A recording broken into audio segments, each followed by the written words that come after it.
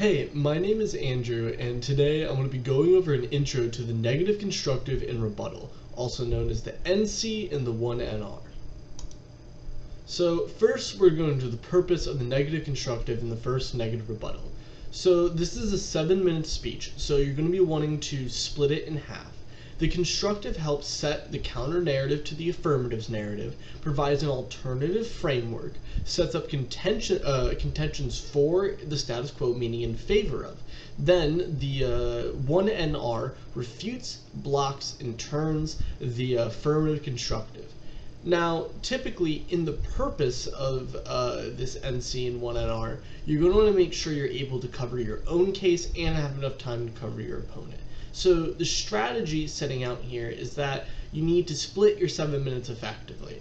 Maybe set 2 minutes and 30 seconds or 3 minutes max for a constructive is generally a good rule of thumb, and then spend the rest on turns, blocks, and then just other general analysis and refutation.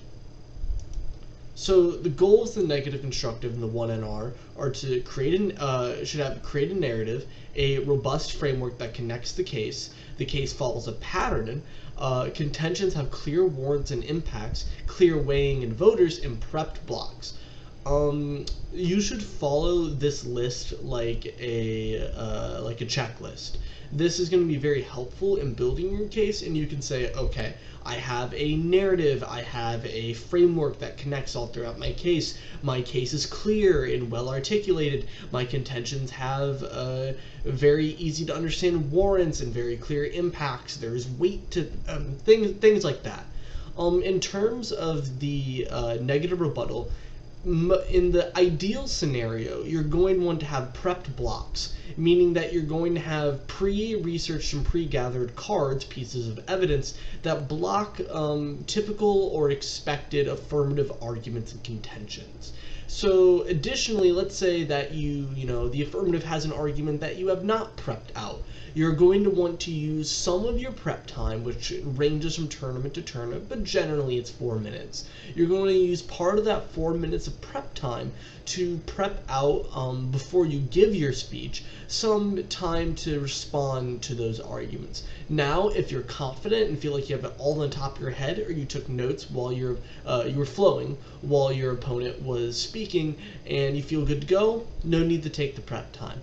But I mean, generally, it is not a bad strategy to take 30 seconds of prep to grant yourself some analysis of the case or point out some flaws if you don't necessarily have evidence prepped. So next, we're going on to the narrative. So setting the tone of the round is key. The negative constructive should have a hook to start the round off strong. So there are many different ways to do this. Many starting off debaters like to add quotes, the typical thing of having like a hook to your speech like you would in LA class. A quote by Mahatma Gandhi or MLK, someone like that. Additionally, you can also add more literary elements to craft a more specific or more detailed narrative, like a poem or brief stories or an eye-catching statistic, something like that that can help give your case weight right off the bat and really make the judge more attentive and kind of set the tone for the debate. And that tone should be figured around obviously it's the negation of the resolution, so you're going to want to be creative in the way you set that tone. Is that tone simply just going to be that the affirmative is misguided, the affirmative is destructive, that we negate the resolution, maybe not necessarily that the affirmative is wrong with the negative, has a status quo, provides some type of alternative that's occurring within the status quo that's going to lead to much more benefits. When setting up that narrative and that structure for the case is going to be very, very important.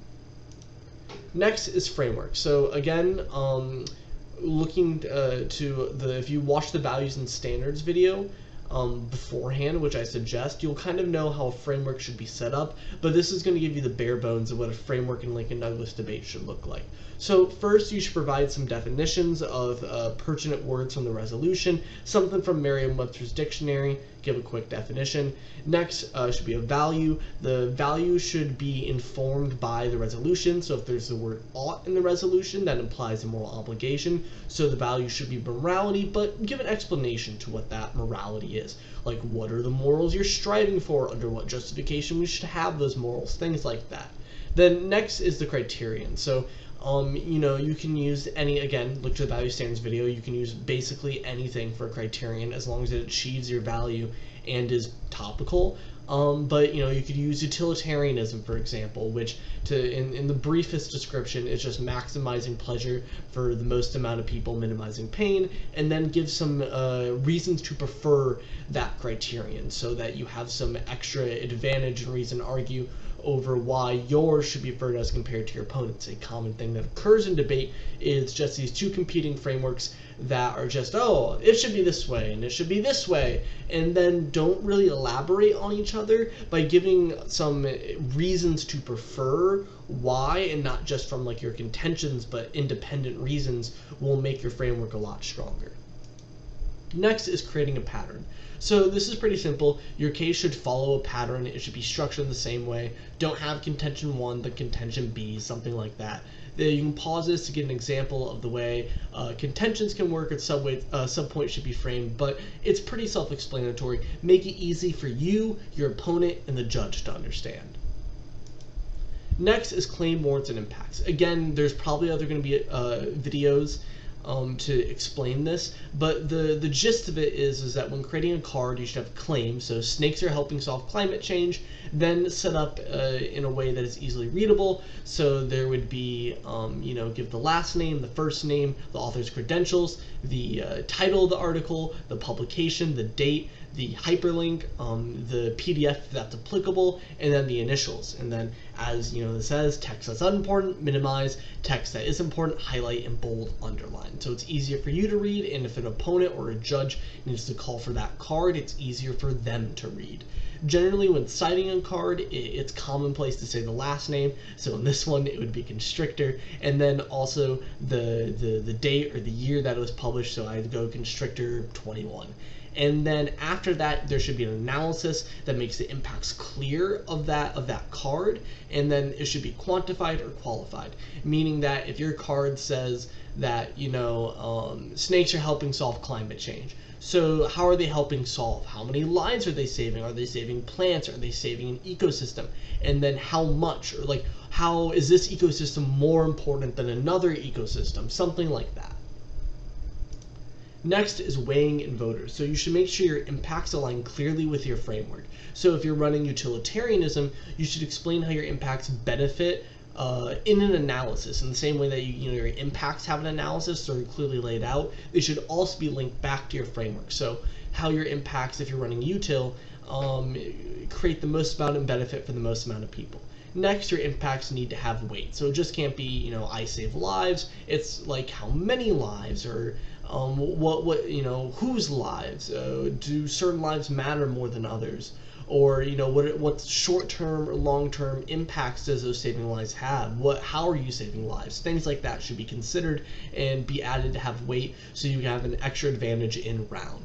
Next is that voters should be written but not read in the NC. So similar to the AC, you should have central themes and impacts written out in voters, so you can just kind of read these off and then adjust to compete with the affirmative. So you can say that snakes save more lives from climate change. They save 1 million lives, as compared to my opponent who believes that green energy will somehow be solved in the economy when that has never worked before. Do a little bit of comparison in your voters on the fly, but make sure it's centrally focused on your impacts. Then next, outweighing is critical. So this is going to be especially important in the negative rebuttal. So the negative rebuttal should be able to outweigh your opponent's impacts. So saying that actually the impacts from our case outweigh, and you should prefer them for reason X, Y, and Z. Additionally, just to make clear, explaining why impacts have weight and aligning them clearly with the framework should be done in the NC. Next is blocks. So your case, as in the prepped cards that you'll have for your rebuttal, need to have blocks and turns. So at least blocks and turns to common arguments, blocks that either disprove a common argument. So if someone runs something like snakes don't solve climate change, you have for reason A, and then you read a block that says actually this is the reason why that argument is wrong. Or you can run a turn which says my opponent's argument says this, but actually this is better done, and those impacts are better done under my side, under this case, and here's the reason why. Now, you shouldn't read your blocks just, like down in a row. They should be tactically used to respond to your opponent's arguments. So if your opponent is saying something that you have a block to, read that block. But don't just read your blocks all the way down, like read whatever, 10 blocks that you prepped during your 7-minute speech. That's not really going to get you anywhere, and it's not being reactive to what your opponent is running. Other than that, that's all I have for the negative constructive in the first negative rebuttal. I hope this presentation served you well, and you have a great rest of your day.